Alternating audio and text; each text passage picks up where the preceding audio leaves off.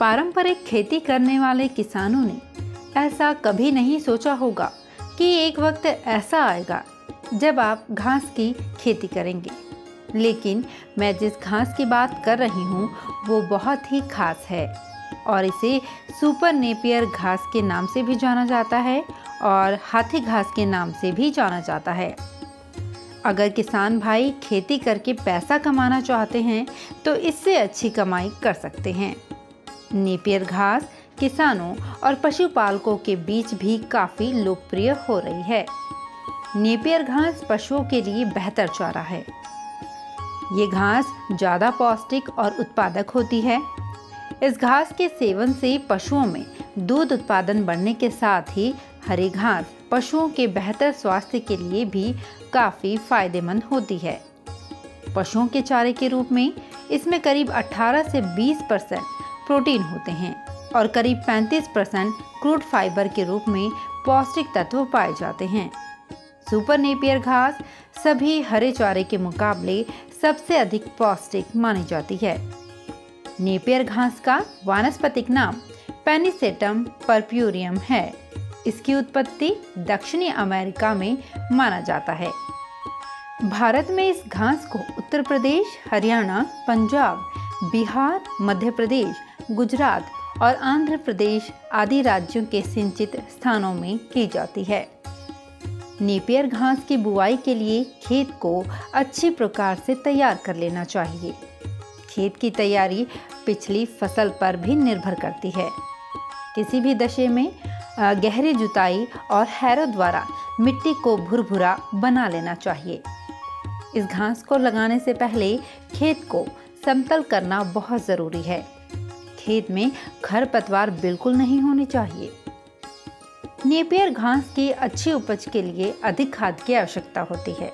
इसके लिए प्रति हेक्टेयर 125 से 150 क्विंटल गोबर की सड़ी हुई खाद और 50 से 60 किलोग्राम नाइट्रोजन, 60 किलोग्राम स्फूर और 40 किलोग्राम पोटाश की बुआई के समय डालना चाहिए। नेपियर घास के उन्नत किस्में नेपियर, युगांडा और हेयरलेस है।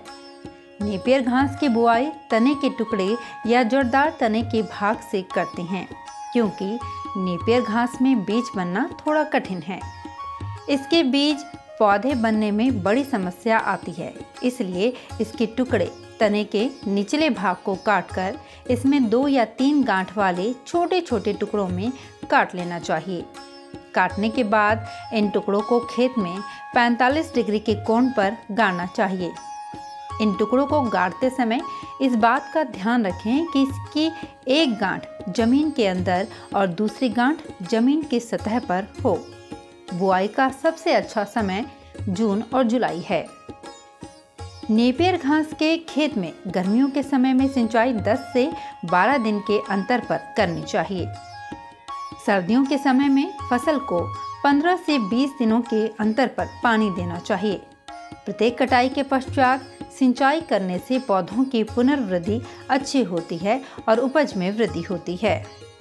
नेपियर घास में प्रारंभिक अवस्था में खरपतवार की समस्या पाई जाती है। इस समय फसल की निराई गुड़ाई करने से ये समस्या हल की जा सकती है। चारे के लिए उगाई गई फसल में प्राय कीड़े और बीमारियों का विशेष प्रकोप नहीं होता है। कभी कभी टिड्डों का आक्रमण हो सकता है, परंतु इसके लिए किसी भी प्रकार का रासायनिक उपचार आवश्यक नहीं है क्योंकि चारे को बार बार काटकर खिलाना होता है। नेपियर घास की पहली कटाई जहां 60 से 65 दिनों में करते हैं, वहीं इसके बाद किसान भाई 30 से 35 दिन में इसकी कटाई कर सकते हैं, यानी साल में 6 से 8 बार काट सकते हैं। इसे एक बार लगाने के बाद पशुपालकों को 4-5 साल तक लगातार हरा चारा मिलता रहता है। हर 2 से 3 महीने में घास की ऊंचाई 10 से 12 फीट हो जाती है। नेपियर घास को बार बार निराई गुड़ाई या रासायनिक खाद व कीटनाशकों की भी जरूरत नहीं होती। बेहद कम खर्च में तैयार होने वाली इस घास से हर 3 महीने में 1 बीघा में कटाई से किसान 20 टन से ज़्यादा उपज ले सकता है। इससे किसान को सालाना 1 बीघा से 1 लाख रुपए तक की कमाई हो सकती है। कम पानी और मिट्टी से कम पोषक तत्वों की अपेक्षा रखने वाली नेपियर भूमि संरक्षण के लिए उपयुक्त है। इस बहुवर्षीय चारे को परती जमीन और एकल फसली खेतों में भी आसानी से उगाया जा सकता है। इसे खेतों के एक हिस्से या मेड़ पर भी लगा सकते हैं। इसमें प्रोटीन 8 से 10%, रेशा 30% और कैल्शियम 0.5% होता है। नेपियर घास को भूसा के साथ मिलाकर पशुओं को खिलाना चाहिए।